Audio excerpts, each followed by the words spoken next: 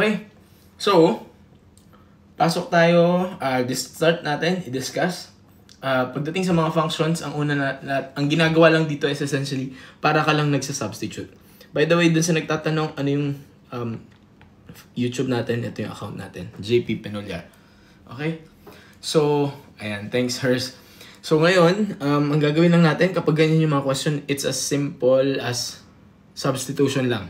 Okay? So find f of 0 when f of x is equal to this one. Okay? So actually doon sa intro natin to algebra, nagpa-ano na tayo doon. Pinasadahan na natin yung substitution, 'di ba? Pag-evaluate ng mga equations. So ganun lang siya, very straightforward. So f of x, yung x diyan, lahat ng x diyan gagawin mo lang 0. So tingnan niyo, 'di ba parang pattern lang naman siya. F of x, f of 0. So kapag ginawa natin yon, that becomes f of 0 is equal to, yung lahat ng x dito, papalitan ko ng 0. 0 squared minus 4 times 0 minus 4. So very straightforward, di ba? So this is 0 minus 0 minus 4. The answer is negative 4. So the answer is letter C. Okay? So I think if ganyan yung style ng question, then it should be an easy point for you. Okay? So okay, yung number 2, hindi na natin sagutan. It's very straightforward. Jump tayo sa number 3. Fraction. So, para sa mga... No, it's not limits. It's functions lang. Yeah. So, ngayon, para dun sa mga nahihirapan sa fractions, again, pwede nyo balikan ng ating YouTube account. Meron tayong Back to Basic Math Refresher. Kung hindi comfortable sa fractions, pwede nyo i-review yung fractions dun. I think nandun yun sa first upload natin dun sa playlist ng... entrance exam review, UPCAT review na playlist. Okay? So, gawin natin to. Kung magkakaroon ka ng f of 1/4, then, ang gagawin natin, lahat ng x dyan, papalitan ko ng 1/4. Okay? Ang fraction naman is practicean lang yan eh. Pag nasanay kayo na may fraction, then everything's, dapat madali. Okay? So, 5 times 1/4 na naka-squared. What is 1/4 na naka-square? That is 1 over 16. Tama? Plus 7 times 1 and 1/4. So this is 7 over 4. Tama? Minus 5. Okay? Itong 5 times 1 over 16, ano ba yan? 5 over 16 lang yan, di ba? So i-rewrite ko na to as 5 over 16. Okay? Sinimplify ko na. Ngayon, ang minus 5, anong denominator niyan? Over 1, di ba? Over 1 lang yan. Tama ba? Piecewise, sige, mag-try tayo mag-piecewise mamaya. Explain natin yan. Actually, may old videos ako ng piecewise. Tapos, nare-recall ko maraming students din nagtatanong nun. Okay? So, anong LCD nito? This is 16. Right? So, 16 divided by 16 is 1. Times 5, that's 5. And then 16 divided by 4 is 16. Is 4 times 7, that's 28. Tama? And then 16 divided by 1 is 16 times negative 5. Ano yun? 16 times negative 5 is 80. So, minus 80. Okay? Nasundan itong fraction part. Okay? So, ang LCD is 16 and then 16 divided by yung denominator, then times the numerator. Okay? Sir, bakit po naging 4 sa baba ng 7? Bakit naging 4? Ayun o, nag-times tayo kanina. 7 times 1/4. Okay? YouTube is this one. JP Penoliar. Okay, may fraction tayo doon. Give time na mag-review nun kung hindi nyo pa masyadong gamay ang fraction. Okay? So, let's simplify this. This is 16 sa denominator. And then 5 plus 28 is 33 minus 80. What is 33 minus 80? That is 47. Negative 47. Tama? Okay? So, negative 47 over 16, which is hindi letter C, letter B. It's negative. Inuna ko lang i-80 minus 33, pero negative dapat kasi this is 33 minus 80. Okay? I do hope marunong na rin sa operations ng integers. Kung nalilito, nako, medyo kailangan yung maghabol ng konti. So, balikan yung back to basic math. Inaral din natin doon ang operations ng integers kung nalilito kayo sa mga positive, negative. Okay? Siguro ito yung another example na gusto ko yung i-try. So, kasi kapag ganitong mga numbers and then fractions, medyo pakiramdam ng estudyante, naghirap lang ng konti. I think yung another level up is yung mismong expression yung ini-insert sa isang variable. Okay, parang minsan malilito na yung estudyante. Sir, bakit may k tapos may x? Ganyan. Pero in reality, instead of a number, binigyan ka lang ng expression na isa-substitute mo doon sa variable. Okay? Kanina, di ba parang halimbawa f of 1. Yung 1, in-insert natin sa lahat ng x. Di ba? Ngayon, ang nangyari, instead na 1, ang ipapalit mo na sa x ay yung k minus 1. Di ba? Expression naman siya. Kaya nagmumukha lang siyang komplikado. Pero hindi talaga siya komplikado. Kailangan nyo lang ng konting patience to do the substitution. Okay? So, yung 5x squared, mangyayari 5 times k minus 1 na naka-square. Diba? Yes, ipopost natin sa YouTube. Plus 3x. Nasusundan to Then 3x. So, itong 3x, ang mangyayari is 3 times, plus 3x plus 3. Yung x, papalitan ko ng k minus 1. Okay? Minus 6. Okay? So, ngayon, itong k minus 1, anong i-apply mo na dyan? Na algebra technique.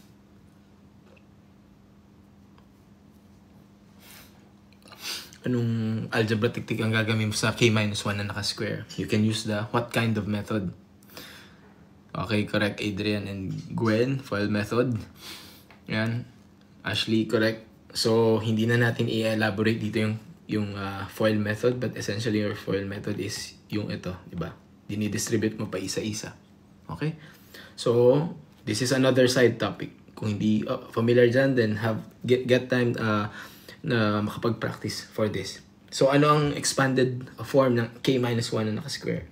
That is k squared minus 2k plus 1. Okay? Again, using the FOIL method. Okay. And then, hello, Starman. And then, ano gagawin natin dito sa 3 times k minus 1? I-distribute lang natin yan. Para uniform lang, mamaya ko i-distribute. Okay? So, dito sa next line, dito ako magde-distribute. 5 times k is 5k squared. So, I hope nakakasunod. This is very straightforward. 5 times negative 2k is negative 10k. 5 times positive 1 is positive 5. Next, plus 3 times k is 3k. 3 times negative 1 is negative 3 minus 6. Okay? So, kung mapapansin nyo, isisimula lahat yan sa 5k squared. Okay? So, double check lang natin. And then, simplify. 5k squared. And then, negative 10k plus 3k is, what's that? Negative 7k. And then, lahat ng constants. 5 minus 3, that's 2, minus 6 is negative 4. So, the answer is 5k squared minus 7k minus 4. So, that is letter D, dog. Okay? This is the correct answer. Very simple, right?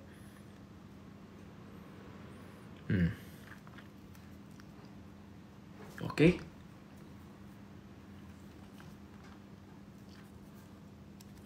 So, clear tayo. Can you try number 6 on your own? And then I'll give you maybe 2 minutes, 3 minutes to answer. Puro ganyan na lang sa UGCAT or any set. Huwag na try go. Siyempre may konting try go. Okay.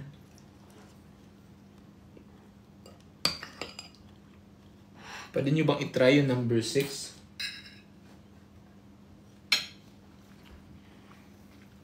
Sir, saan nahanap yung negative 2k?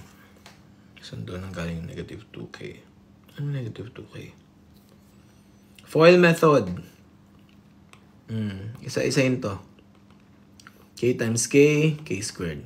K times negative 1, negative k. Negative 1 times k, negative k. Negative 1 times negative 1, positive 1. So, ito yung negative 2k. Okay, number 6. Anong sagot dito sa number 6?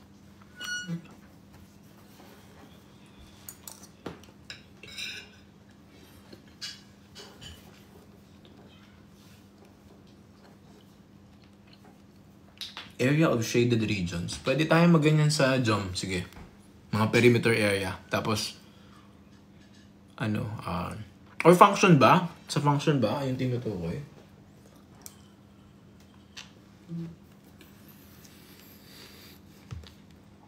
Okay, letter C daw. Check natin. So, 1/5, yung x papalitan ko lang ng a minus 1 plus 3. Okay? So, ito yung isi-simplify natin. So, pag dinistribute ko to, that is 1/5 times a, that is a over 5. Tama? Times 1/5 times negative 1 is negative 1 over 5. Tapos, dudugtong lang natin si plus 3. Okay? Yes, magka-quadrilaterals and triangles tayo. Definitely sa geom. And then, ano ang over nito? Itong 3 is over 1, di ba? May invisible 1 dyan. Then, lahat yan, ang LCD is 5. So, 5 divided by 5 is 1 times a. That is a. 5 divided by 5 is 1 times negative 1. So, negative 1. And then, 5 divided by 1 is 5 times positive 3. That's positive 15. So, magkakaroon ako ng a. Negative 1 plus 15 is positive 14 all over 5. So, the answer is letter C. Okay? Correct. Okay?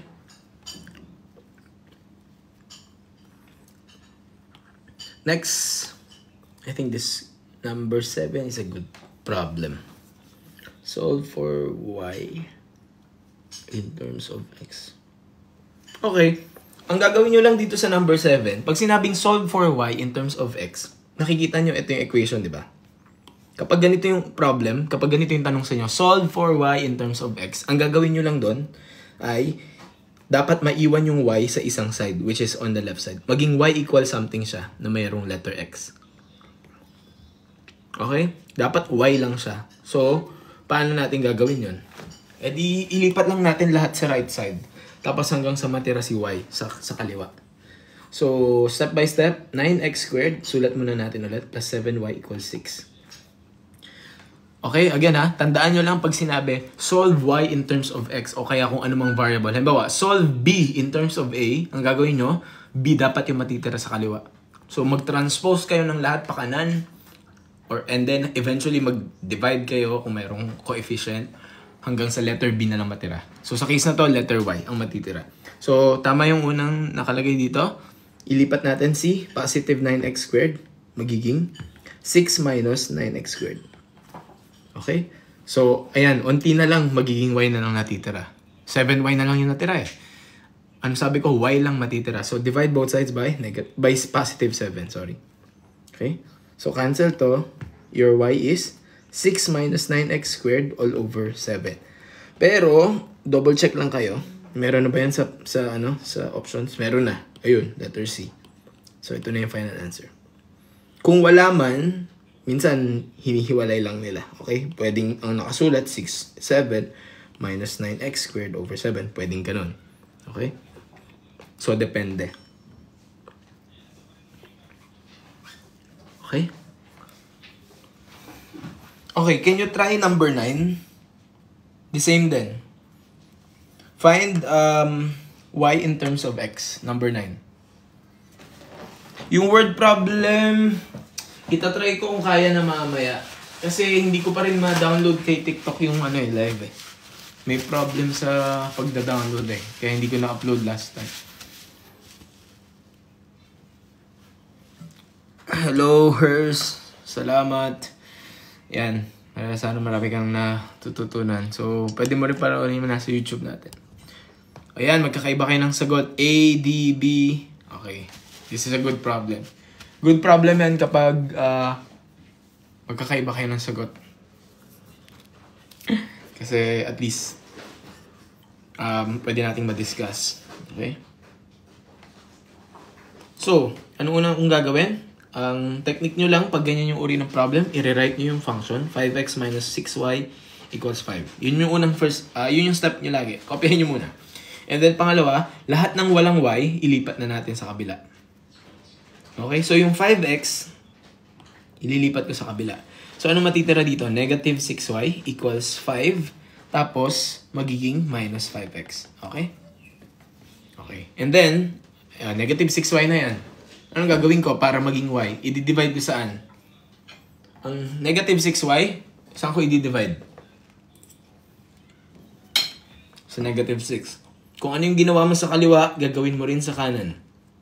Okay? So, divided by negative 6.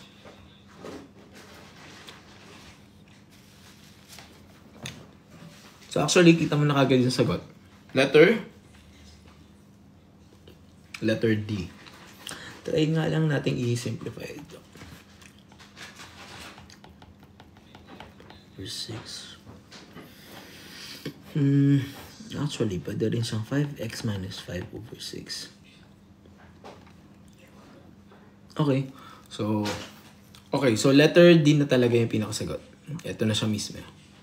Okay? Kung wala ito, ang another way is ganito.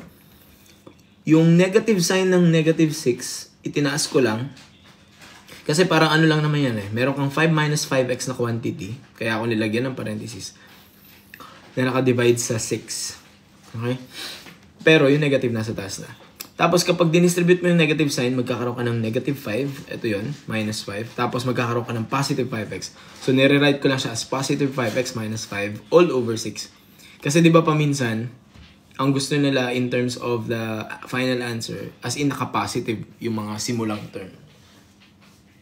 Okay? Okay. YouTube, ilalagay natin sa YouTube din. Mamaya. Pag na-download na natin. Okay. Okay, so clear on functions. Ayun, very straightforward lang tayo sa functions.